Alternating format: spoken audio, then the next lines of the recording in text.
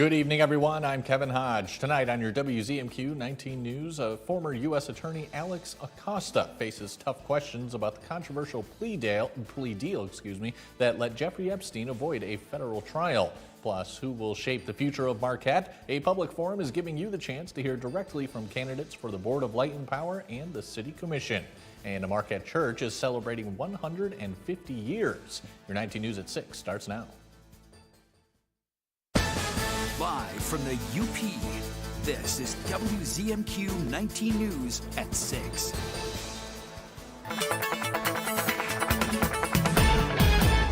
Kelly, good evening. I'd say the temperatures out there are significantly lower than what we saw at the beginning of the week.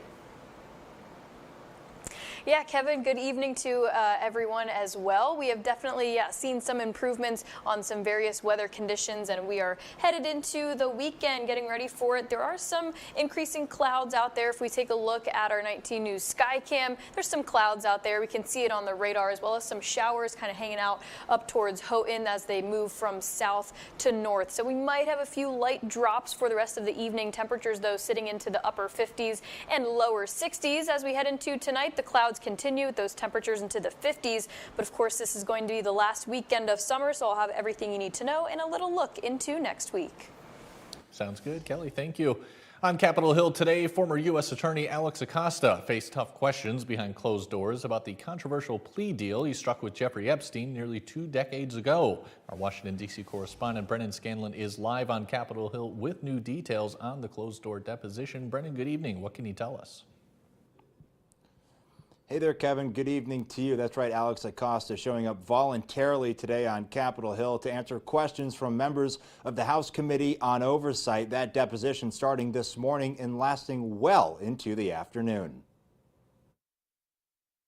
This is going to be a pretty hard-hitting deposition. Friday, a closer look at what's been called a sweetheart deal, the 2008 agreement that let Jeffrey Epstein avoid a federal trial and serve just 13 months in prison, despite evidence he abused underage girls. That deal was negotiated by Alex Acosta, the ex-U.S. attorney in southern Florida and former labor secretary who served during President Trump's first term, before he resigned in 2019 once the plea deal came back under the spotlight. It's very clear that Alex Acosta ran a deeply flawed investigation of the Epstein case. He also would not admit that Mr. Epstein received a sweetheart deal, which has been widely reported and agreed upon. He also agreed and stood by those decisions and would not claim any responsibility to the victims. Behind closed doors today, Democrats say Acosta stood firm on his past decisions, leading them to question his judgment and credibility. It doesn't seem like either Mr. Acosta was equipped to be the U.S. attorney at that time, or he's just playing in our faces. I haven't really figured out which one, but neither one of these ultimate conclusions should be okay for the American people. Oversight Chairman James Comer said today's deposition and the committee's ongoing investigation is a far better approach than the separate discharge petition being led by Republican Thomas Massie and House Democrats. That petition would force a vote on legislation requiring the DOJ to release all Epstein files. We're so far past what the discharge petition was wanting to do, it's not even a factor now. It's very disappointing that the Democrats have just so politicized this. You know, Joe Biden had 4 years before he could have released the Epstein document. Kevin, Thomas Massie's petition to force a vote on releasing all the Epstein files has backing from all House Democrats and 4 total House Republicans. The White House and most Republicans do not support that route. They say it's not the best way for transparency. However, with some upcoming Democratic vacancies soon to be filled with special elections, the math here could get very interesting and the numbers could shift, which could mean that we could potentially see a full House vote on that legislation at some point this fall. Reporting live on Capitol Hill for WZMQ 19 News, I'm Brendan Scanlon. Kevin, back to you. Brendan, thank you very much.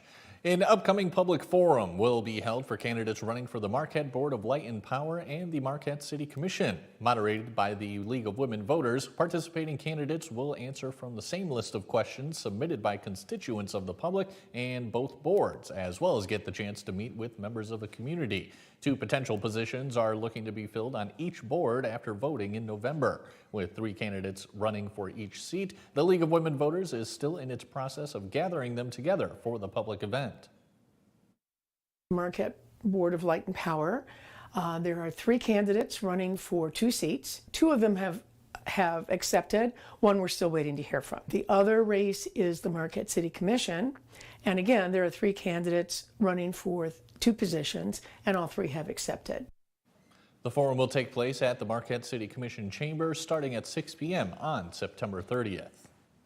St. Paul's Episcopal Church in Marquette is marking a major milestone this weekend. On Sunday, the church will host 1875 Peter White at St. Paul's as part of the 150th anniversary of its sanctuary. Most people know Peter White was instrumental in the founding of Marquette, but he also provided the funding for St. Paul's construction. White also financed its Tiffany stained glass windows as well as the Morgan Chapel named for his son. The program hosted by the great Jim Koski will include historic photos, music, and a reenactment of Peter White himself. And the free event begins at 4 p.m. this Sunday with donations supporting St. Paul's Building Restoration Fund. Your first warning weather forecast is after the break. Plus, we're live in Escanaba for the return of the UP Ice Fishing and Hunting Expo. And later, the Uper Goddess returns to show off her newest feathery friends. She has a new flock of chicks she's raising. We're back in 2 minutes.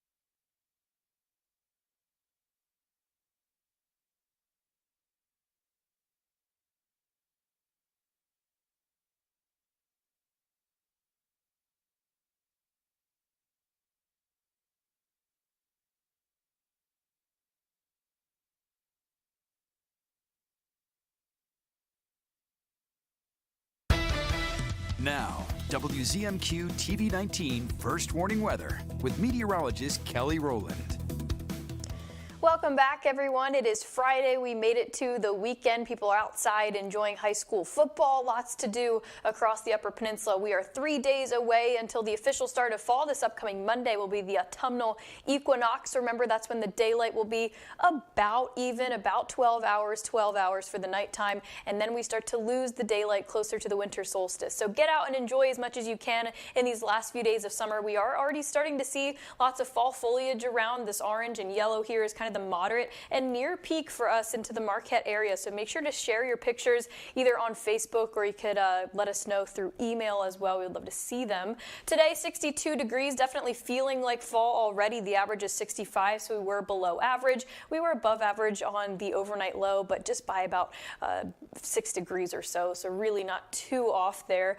We are widening things out in case you're doing any traveling this Friday. We are seeing some showers kind of out towards the west here, not seeing too much activity to the east. So we will have these very spotty and isolated showers with really light rain here for the rest of the evening. Seeing a little bit down to Escanaba up towards Houghton. For the immediate Marquette area, though, we are staying dry for the time being. Winds are a bit breezy, though, actually from the east, so not necessarily the typical wind direction that we see, also not the typical storm direction that we see. So there's a little bit of a major low pressure system kind of making its way through as we enter the weekend. Temperature is 61 for us in Marquette, 64 out to Ironwood, 59 up to the folks in Copper Harbor, 65 down to Manistee. So a bit of a mixture of temperatures, but we're all pretty much into the upper 50s, ranging into the mid 60s range, and still looking at a really nice weekend ahead. Again, we have overcast, chilly conditions for today. We'll start to get a little bit of the sun back for the weekend, but we are likely going to see some showers and maybe an isolated rumble of thunder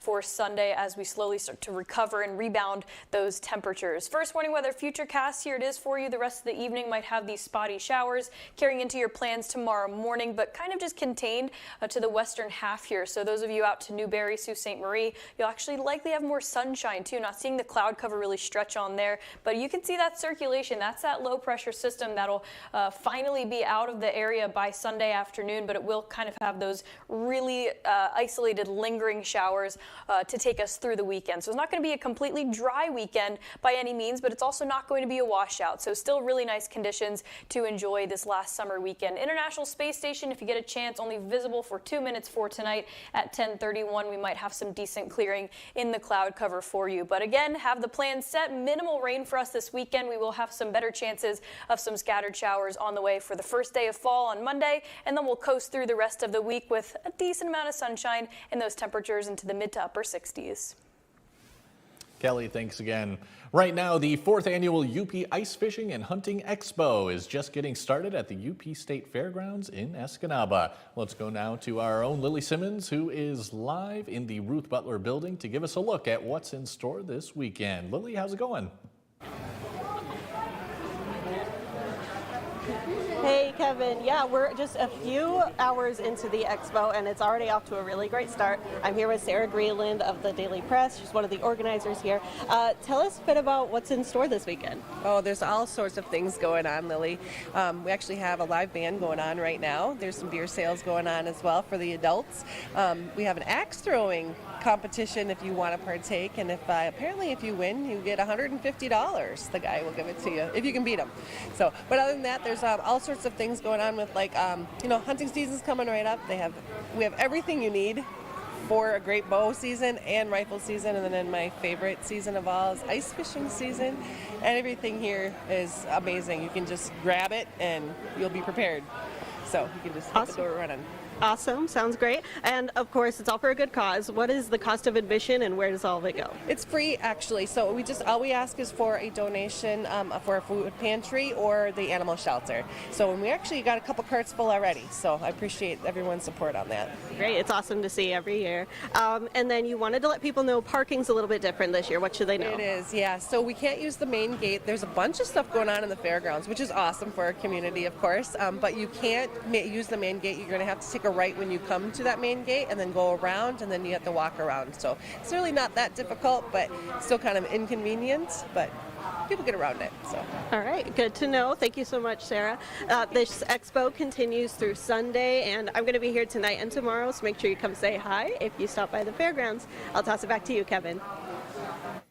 Lily, thank you very much. And of course, WZMQ 19 is once again a proud sponsor of the UP Ice Fishing and Hunting Expo. Coming up next on Insights, the Negaunee Public Library regularly hosts the Girls Who Code Club. We'll tell you what that is and what they do during their meetings. We're back in a couple minutes.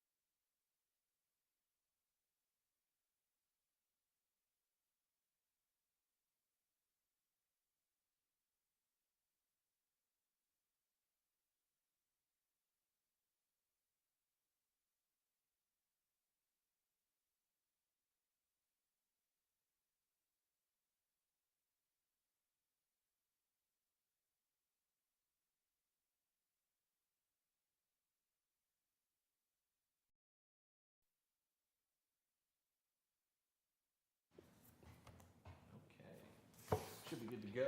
Okay. Just get a mic check from you real quick. Okay, testing, testing. Girls Who Code, Nagani Public Library. Yay. Let's go.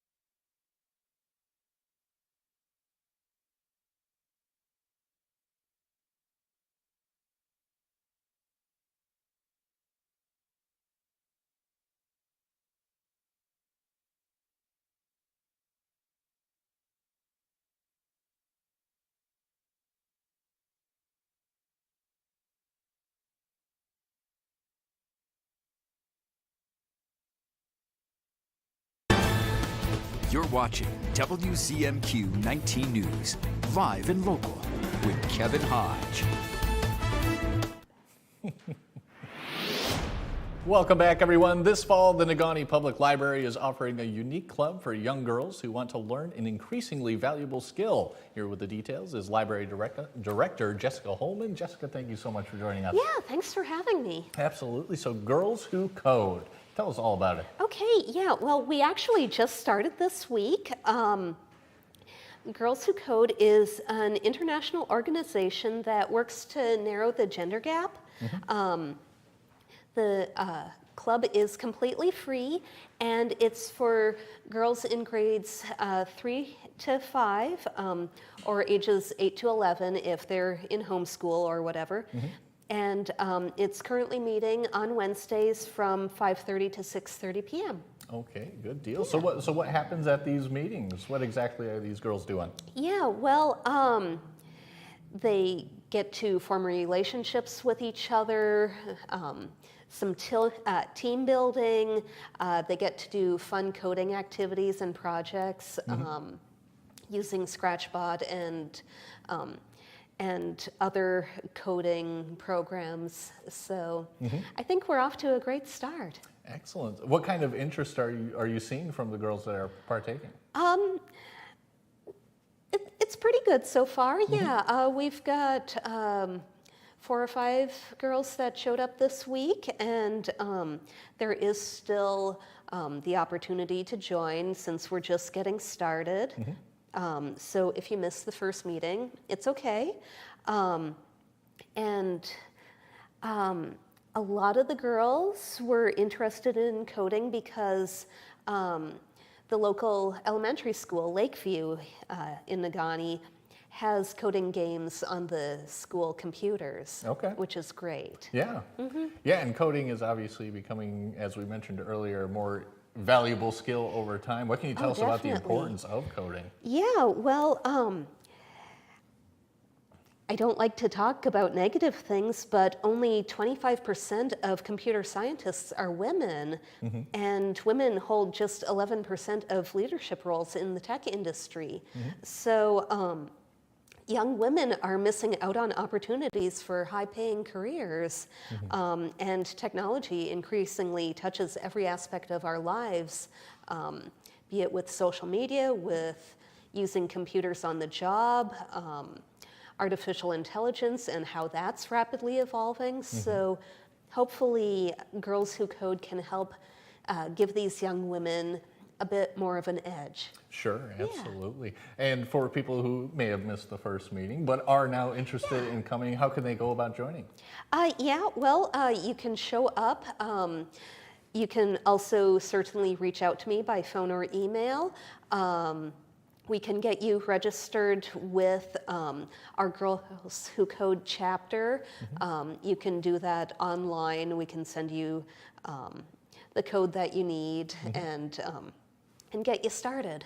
All right, sounds great. Jessica, thank you so much for coming in. Thanks for having me. Absolutely. And Mike Ludlam has your sports headlines. When we come back, we'll hear from the head coach of NMU football as they prepare for their homecoming game tomorrow. And their men's soccer team is now into conference play. Mike has the highlights from their matchup against Wisconsin Parkside. We'll be right back.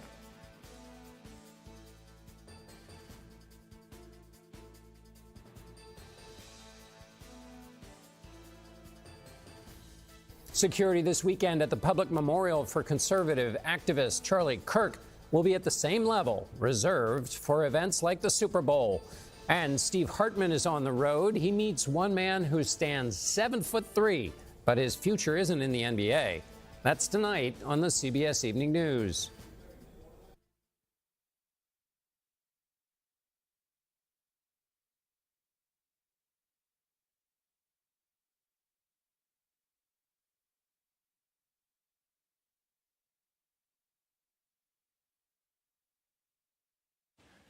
Hello there, nice people. Taking my microphone check. It's Friday. It isn't raining yet.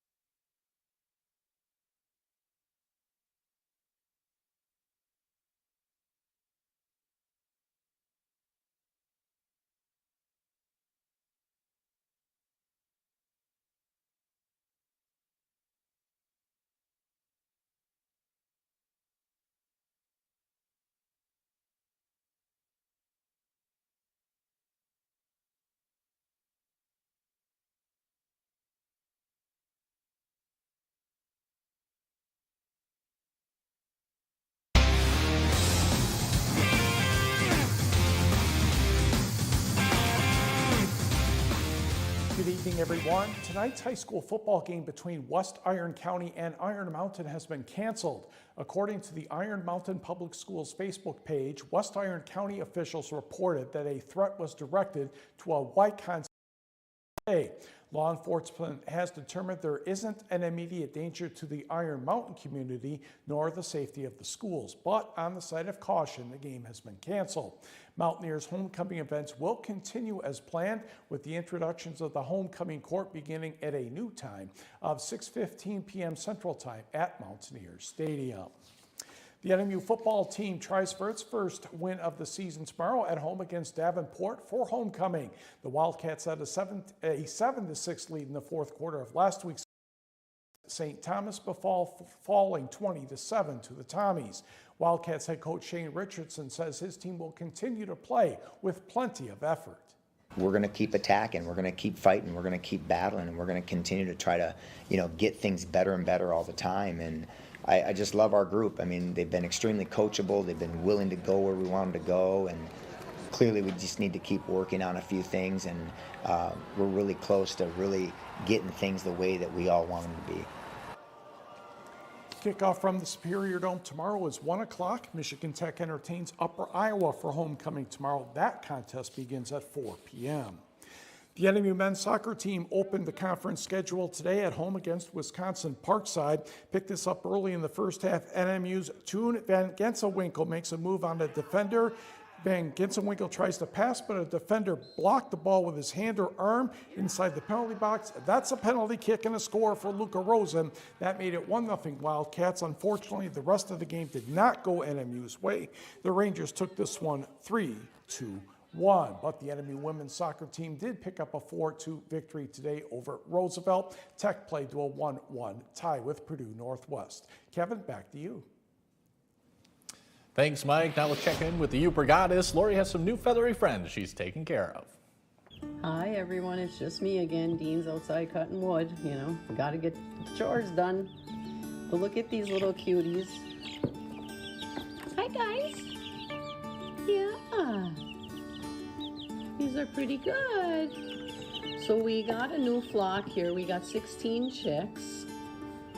And there's 5 barred rocks and 11 Rhode Island Reds. And they have grown so fast. They're going to be going in the coop on Sunday.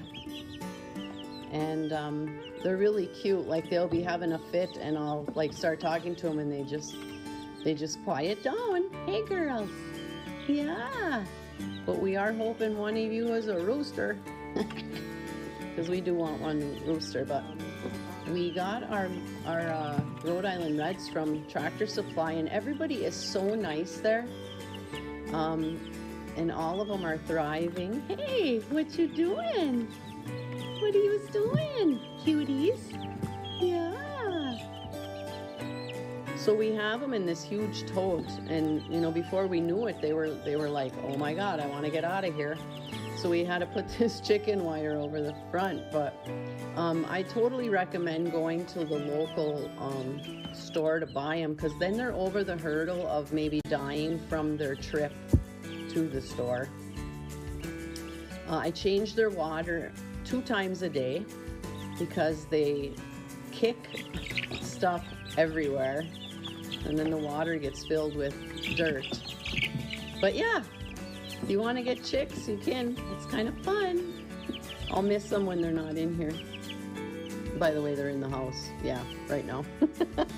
He's smiling. Don't go away. Final look at weather after this.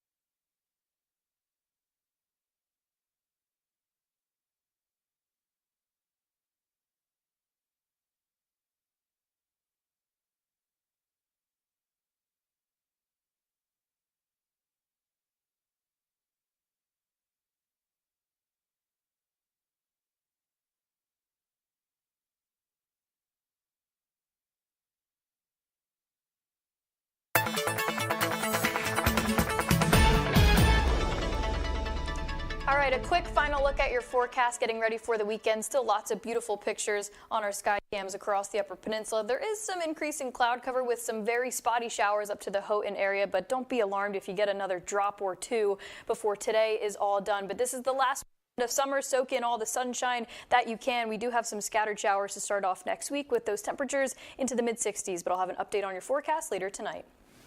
Kelly, thanks again. And finally tonight, sheep farming experts from the United Kingdom are in Escanaba this weekend for the second year of the North American Hill Sheep Show. Today through Sunday at the UP State Fairgrounds, several varieties of sheep are being shown in the traditional UK style. Judges are evaluating them on their walk, physical features, and breed characteristics. The show also features stock dog trials, a beer tent, children's activities, a ladies' tea on Sunday, and more than a dozen vendors selling genuine wool products. The North American Hill Sheep Show runs from 10 a.m. to 9 p.m. Admission is $15 for those 9 and older. That's all for now, everyone. We'll see you later tonight.